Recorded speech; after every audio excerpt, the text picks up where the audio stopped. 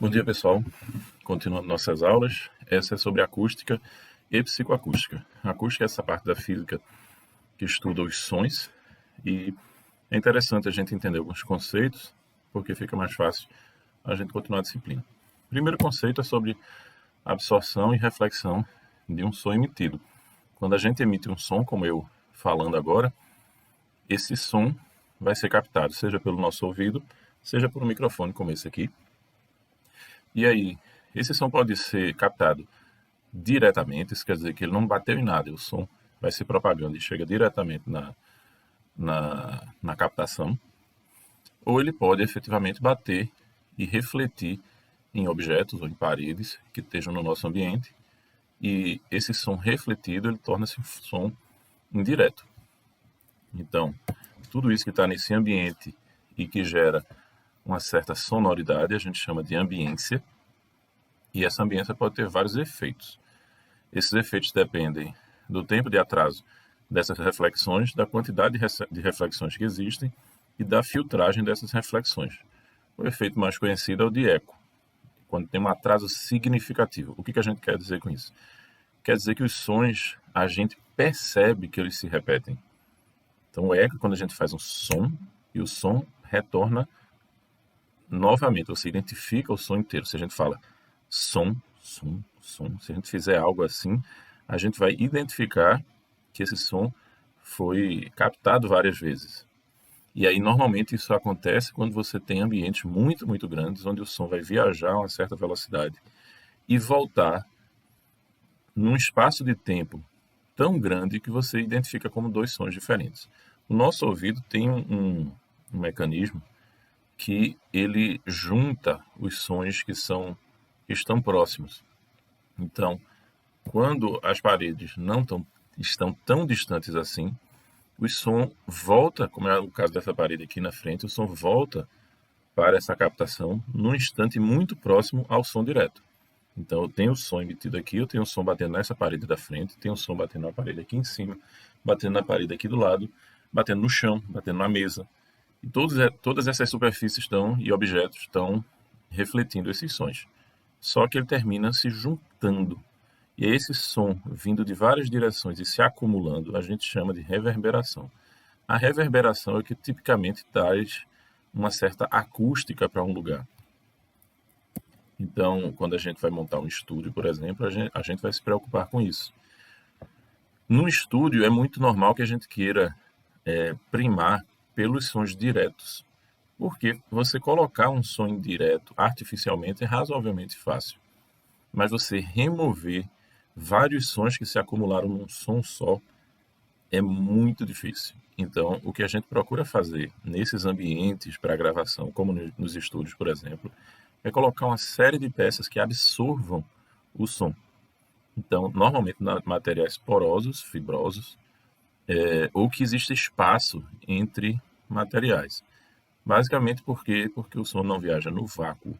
Então, a gente quer materiais que tenham vácuo dentro, ou que a gente coloque de alguma forma um vácuo entre superfícies. Por exemplo, colocar uma parede, tem um espaço sem nada e uma outra parede. Claro que esse espaço sem nada não é vácuo, porque a gente não vai sugar o ar lá de dentro, né? Mas essa alternância entre superfícies muito rígidas e uma superfície muito pouco densa traz um efeito de absorção, quer dizer que o som não se replica ali dentro. Dentro desses ambientes de estúdio, por exemplo, é muito normal que a gente use os materiais porosos, porque a gente não quer que tenha nenhuma reflexão. Então, bass trap, por exemplo, são específicos para ondas graves, mas normalmente você vai usar lã de aço, lã de vidro, materiais que façam com que quando o som chegue numa superfície dessa, ele tenda a não a atenuar muito, para que ele chegue muito pouco da reflexão nos microfones. Claro que também precisa ter um isolamento para fora, para que um som, sei lá, um carro passando do lado de fora, qualquer som que venha do ambiente externo também não interfira. Então são duas coisas que a gente procura num estúdio. E aí aqui, se vocês olharem, esse PPT está disponível na página da disciplina. Se vocês olharem a lista de materiais, tem com detalhes aqui qual é o coeficiente de absorção, etc. Um outro conceito é o conceito de ressonância. Ressonância é um pouco diferente, é um reforço de certas frequências. Então, é normal que se a gente tem uma certa superfície, ela vai idealmente ressonar numa certa frequência. Por exemplo, com a frequência que tem metade do comprimento dela. Isso faz com que, quando você toque uma nota exatamente naquela frequência, a parede vai terminar ressoando. Do mesmo jeito que uma ponte pode ressonar. Uma ponte, se todo mundo tiver, sei lá, um exército marchando por cima da ponte, numa determinada frequência que encaixe com a frequência de ressonância de uma ponte, a ponte pode cair. É por isso que os exércitos, quando passam por pontes, eles param de marchar, porque isso efetivamente ocorre. Então, ressonância é um outro conceito, onde, dependendo da superfície que você tenha, ela vai naturalmente, pelo tamanho dela, ela vai ressonar algumas frequências em particular. E aí, o problema da ressonância é que ela descaracteriza o timbre, porque ela vai reforçar sons. Então, dependendo do instrumento, por exemplo, você pode querer que ele reforce certas frequências ou não. Mas, em geral, a gente quer que ele tenha uma resposta que a gente chama de resposta plana, quer dizer que não tem nenhum reforço, nem nenhuma atenuação em nenhuma das frequências. Isso ocorre muito nas caixas de som, por exemplo. Tem caixas de som que ressoam mais algumas frequências do que outras. E algumas vezes isso é proposital. Por exemplo, quando a gente tem um bass boost, quer dizer que a gente está reforçando um grave, porque o grave, às vezes, a gente quer ouvi-lo bem, e as caixas nem sempre têm potência para tocar bem os graves, então você pode forçar colocando um reforço nas frequências mais graves. Mas, em geral, o que a gente deseja é uma caixa de som que tenha uma resposta plana, quer dizer que a gente vai ouvir a música do jeito que ela foi tocada e que se previu que ela fosse escutada, ou pelo menos o mais próximo possível disso. E aí a acústica tem muitos reflexos dentro da computação, e tem muito software, muito hardware que lida com acústica, para simular a acústica, para criar uma dinâmica de uma ambiência no mundo virtual, por exemplo, para processar o som, para sintetizar o som, para espacializar o som, para você ouvir o som como se ele estivesse dentro de um ambiente 3D. Então tem muitas aplicações, digamos assim, da acústica na computação. Mas aqui a gente queria só mostrar alguns elementos bem básicos para vocês. Em seguida, vem a parte da psicoacústica. Psicoacústica não é exatamente o fenômeno físico, mas como é que ele é percebido por nós humanos, pelo nosso aparelho auditivo. E tem algumas perguntas que são meio que específicas dessa área, mas é uma área que estuda como é que esses fenômenos sonoros são percebidos por nós. Tem algumas relações que são claras, por exemplo, o conceito de amplitude é muito próximo do conceito de intensidade. A amplitude quer dizer o quanto uma certa membrana varia. Então, por exemplo, pode ser a membrana desse microfone aqui variando. Se eu falar mais forte, essa membrana vai variar mais. Se eu falar mais fraco, ela vai variar menos. E a gente vai ouvir isso como a intensidade do som, sendo um som mais forte e um som mais fraco. Mas na prática, do ponto de vista físico, você tem algo variando mais ou variando menos. A mesma coisa acontece com o espectro e o timbre. A gente escuta um timbre, a gente consegue dizer isso aqui é um som de violino, um som de flauta, um som de saxofone. Mas na física não existe esse conceito definido. Ele tem uma relação muito próxima com o espectro do som, mas não só exatamente um espectro de um determinado momento. Mas o timbre é o que a gente percebe, e o espectro é uma análise puramente física, certo? Uma puramente acústica, digamos assim. E aí tem uma série de perguntas que são relevantes, como, por exemplo, em que condições uma frequência pode ser percebida como tendo uma certa altura. Com que precisão, com que acuidade a gente consegue perceber qual é a altura de uma nota, certo? Qual é o ritmo, qual é a intensidade, qual é o timbre, qual é a localização espacial e assim por diante. Então, a psicoacústica passa então a tentar entender como é que é o nosso aparelho auditivo. Então, o sistema auditivo periférico, isso aqui eu não vou entrar em muitos detalhes, mas se divide em 3 grandes partes, que é o ouvido externo, o médio e o interno.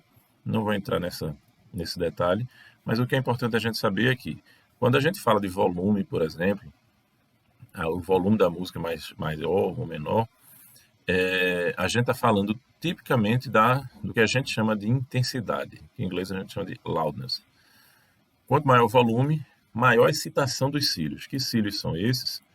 São esses cílios que tem aqui no nosso ouvido. Lá dentro a gente tem 25 faixas de cílios para escutar diversas frequências.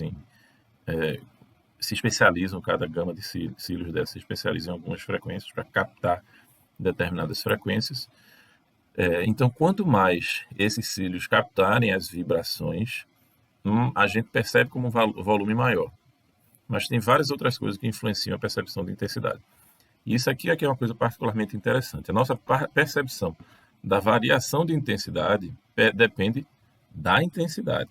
Isso quer dizer que a percepção da gente ela é exponencial, ela não é linear.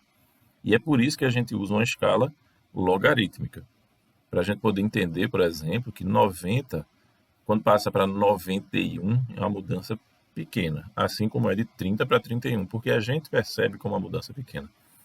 É um pequeno incremento. Mas na prática, se essa escala fosse linear, se fosse simplesmente pelo quanto digamos, essa membrana vibra, o quanto esse cílio vibra, passar de 30 para 31 é vibrar 3,8 vezes mais, mas passar de 90 para 91 é vibrar 3.859 vezes mais. Então, mas assim, a gente percebe isso de forma logarítmica.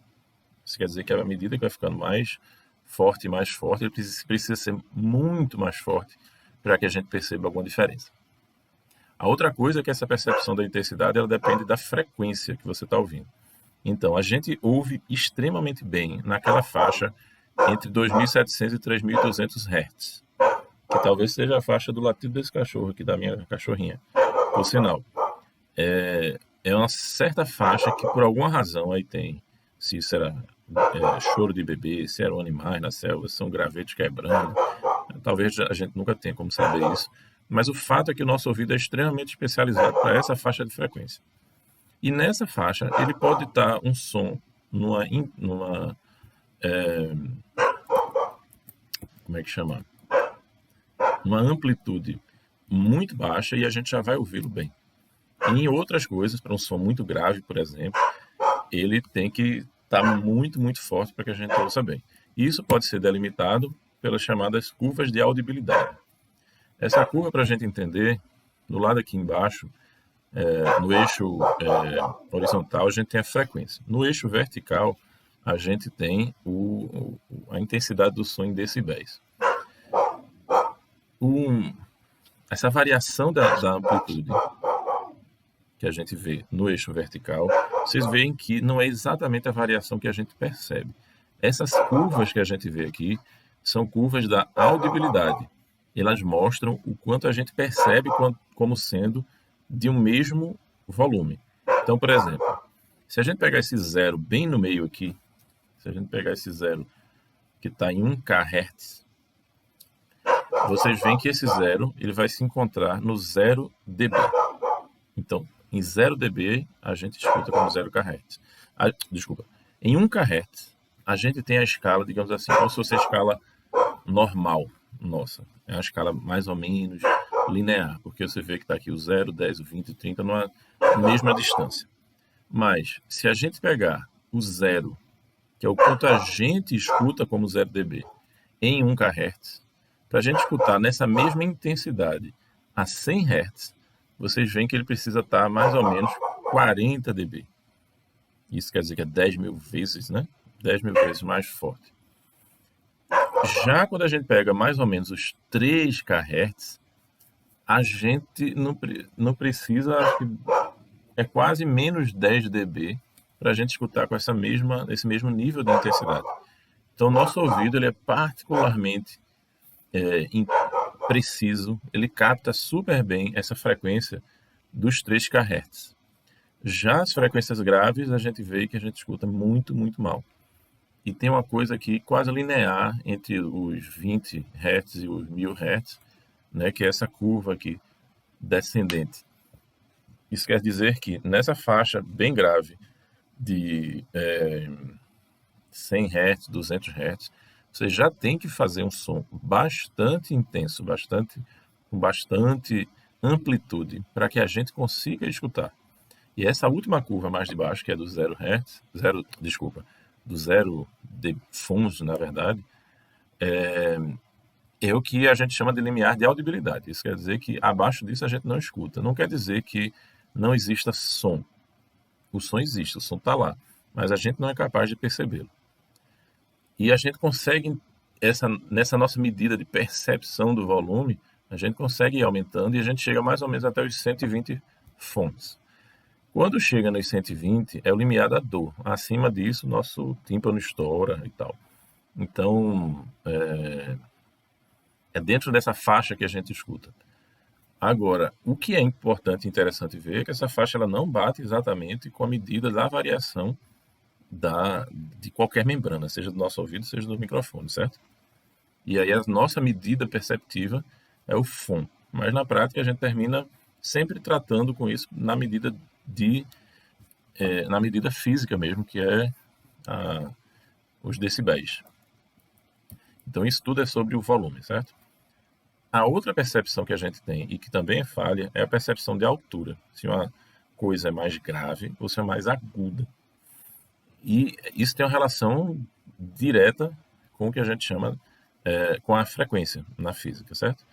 Então, cada frequência ela é mapeada num lugar particular da nossa cóclea, em função das vibrações, a gente capta essas vibrações e a gente consegue escutar vibrações entre 20 Hz e 20 mil Hz, mais ou menos. Cada pessoa é diferente, mas na humanidade é, em geral, mais ou menos nessa faixa. Claro que tem pessoas que escutam acima disso, em uma faixa mais abrangente, e tem pessoas que escutam, obviamente, uma faixa menos abrangente. E enquanto a gente vai envelhecendo, é normal que esse nosso limite superior ele vá caindo sensivelmente. Então, é normal que vocês ouvindo, por exemplo, estejam na faixa dos 100 ou nos 17 kHz, mais ou menos, e à medida que vai envelhecendo, a gente vai cortando cada vez mais as frequências bem agudas. Abaixo de 60 Hz, a gente não consegue nem diferenciar muito bem uma nota da outra. Por exemplo, a gente nem é capaz de identificar uma oitava. E acima de 5 kHz também, fica tão agudo que a gente ouve apenas um chiado e não consegue identificar qual era a nota. Então, entre 60 Hz e 5 kHz é que nosso ouvido é mais musical, digamos assim. A outra coisa interessante é que o ouvido ele é capaz de fazer aproximações. Originalmente, os instrumentos eles tinham a chamada... eles não eram temperados, sabe? O que é isso? É a mesma coisa de a gente pegar uma corda, por exemplo, e fazer... e apertar a corda em vários pontos. Por exemplo, um violino, ele não tem aqueles trastes que um violão ou um baixo tem. Então, dependendo da posição do seu dedo, ele pode ter um pouquinho a mais de frequência, um pouquinho a menos de frequência, porque vai exatamente de o quanto você dá um corte, digamos assim, naquela corda. Os instrumentos como piano, violão, baixo, a maior parte dos instrumentos que a gente usa hoje em dia, eles fazem uso de uma escala chamada temperada. Uma escala temperada foi: vamos escolher uma frequência para cada nota e, em vez da gente calcular as outras notas como uma proporção da nota original, que é o que a gente chamaria de escala justa, a gente diz, está aqui a primeira nota, se você fizer uma frequência X vezes mais frequente do que a primeira, ela vira, digamos, passa de um Dó para um Dó sustenido, e assim por diante, até você chegar na última nota. O que a escala temperada fez foi fazer... como é que eu explico melhor isso? Se eu pudesse desenhar, era mais simples. Mas, originalmente, a gente tinha um sistema de frequências para essas notas para cada escala. Isso quer dizer o seguinte: se a gente tivesse numa escala de Dó, a gente ia ter o conjunto de notas, Dó, Ré, Mi, Fá, Sol, Lá, Si, e cada nota tinha a sua frequência. Se a gente começasse num Ré, isso ia dar outra escala. Por exemplo, Ré, Fá sustenido, Ré, Mi, Fá sustenido, etc, etc. O Mi que vinha da escala de Ré era diferente do Mi que vinha da escala de Dó, e que era diferente do Mi da própria escala de Mi, e assim por diante. Isso se chama escala justa. E a escala justa era em cima do quão harmônicas as frequências são umas com as outras, o quanto elas ressoam bem umas com as outras.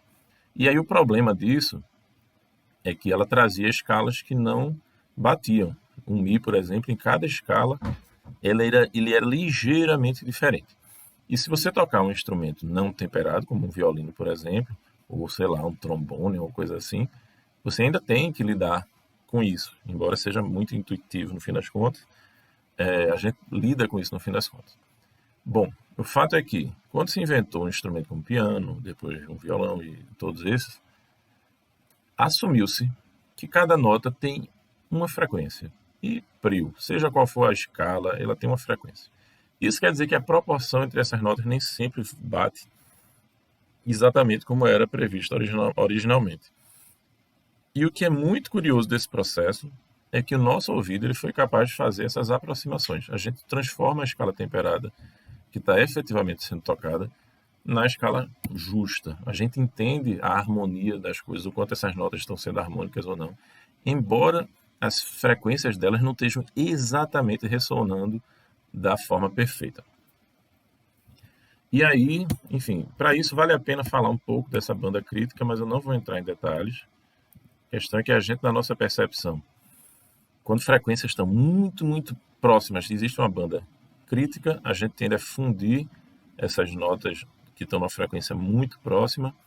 Quando os sons vão se distanciando, a gente começa a ouvir o que a gente chama de batimentos, a gente tem certas pulsações que a gente ouve, e é normal a gente fazer isso, por exemplo, quando afina um instrumento, que quando a nota está chegando perto da outra, você escuta que tem um isso a gente chama desse batimento, e quando se distancia um pouco mais, o som a gente chama de áspero, certo? Eles não casam muito bem, os dois sons, quando estão a certa distância, a gente não tem uma percepção boa da junção dessas frequências, e aí depois disso a gente tem uma flexibilidade bastante grande de usar as diferentes frequências nas nossas músicas. E aí tem um limite aí no meio, aí essa parte crítica, que é esse limite de discriminação. Bem no meio aí a gente não consegue perceber muito bem a diferença entre as frequências. Um outro conceito da psicoacústica que é importante é o conceito de timbre, que é o que identifica qual é a fonte sonora. Quem é que está produzindo o som? A gente identifica o timbre da voz da pessoa, por exemplo. E pode ser o timbre de um latido de cachorro. Pode ser um timbre de um instrumento musical, seja do que for. O timbre é essa coisa perceptiva que faz com que a gente identifique e detecte quem é que produziu o som. Mas na prática, para a gente saber exatamente o que é um timbre, é um processo extremamente complexo, que envolve o que a gente chama de espectro, que basicamente é um histograma das frequências de um som que está sendo emitido, mas não só o histograma, mas a dinâmica desse histograma ao longo do tempo.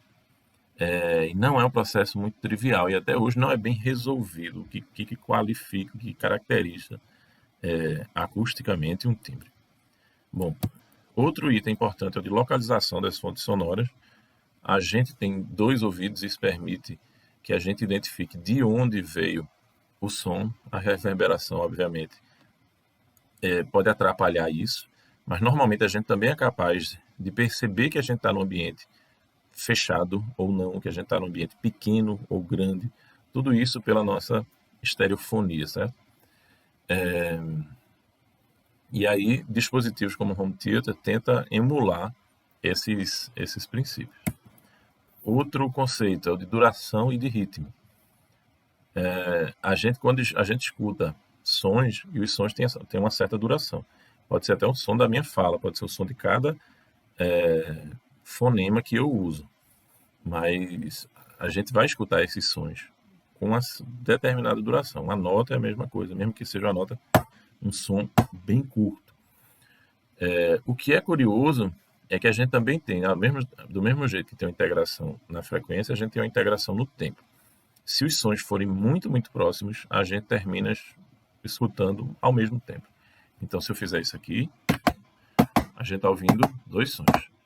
Aí chega um momento que eles vão ficando tão próximos que a gente termina escutando um som. E olha que esse é um som de um ataque muito bem definido. Ele é muito nítido no tempo, isso aqui. É diferente de um som tipo mas se eu fizer um e outro muito próximos, a gente vai juntar os dois.